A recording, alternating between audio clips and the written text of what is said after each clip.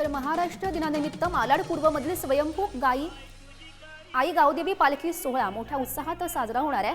सकाळी विधिवत पूजा अर्चा करून देवीची पालखी सुद्धा मिरवली जाईल। फुलांनी सजवलेल्या पालखीमध्ये देवीची मिरवणूक मुख्य रस्त्यांवरून काढली जाणार आहे।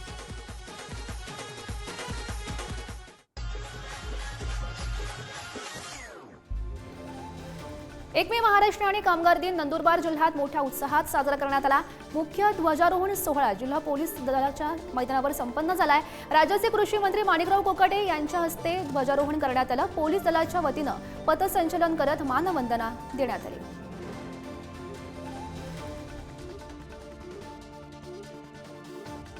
जालन्यामध्ये महाराष्ट्र दिनानिमित्त मुख्य शासकीय ध्वजारोहण संपन्न झालाय।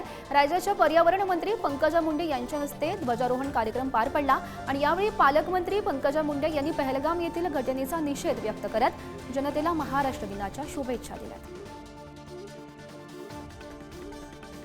तर आज महाराष्ट्र दिन आणि महाराष्ट्र दिनानिमित्त बीड येथील पोलीस मुख्यालयाच्या मैदानावर राज्यमंत्री इंद्रनील नाईक यांच्या हस्ते मुख्य शासकीय ध्वजारोहण करण्यात आलं आणि यावेळी पोलीस दलाच्या वतीनं पथसंचलन करत ध्वजाला मानवंदना देण्यात आली। राज्यमंत्री इंद्रनील नाईक यांनी महाराष्ट्र दिनाच्या शुभेच्छाही दिल्या।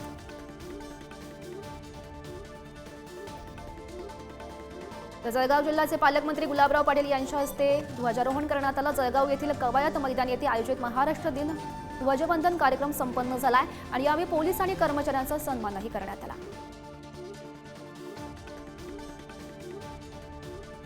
तर महाराष्ट्र दिनानिमित्त विठ्ठलाला फुलांची सजावट करण्यात आली। महाराष्ट्र दिनानिमित्त पालखी सोहळ्याची प्रचिती फुलांच्या सजावटीच्या माध्यमातून सचिन अण्णा चव्हाण यांच्या या भाविकांना पंढरपूरच्या विठ्ठल मंदिरात उभी केली आहे। विविध फुलांचा वापर आणि वारकऱ्यांच्या प्रतिकृती उभारत या साकारण्यात आल्या।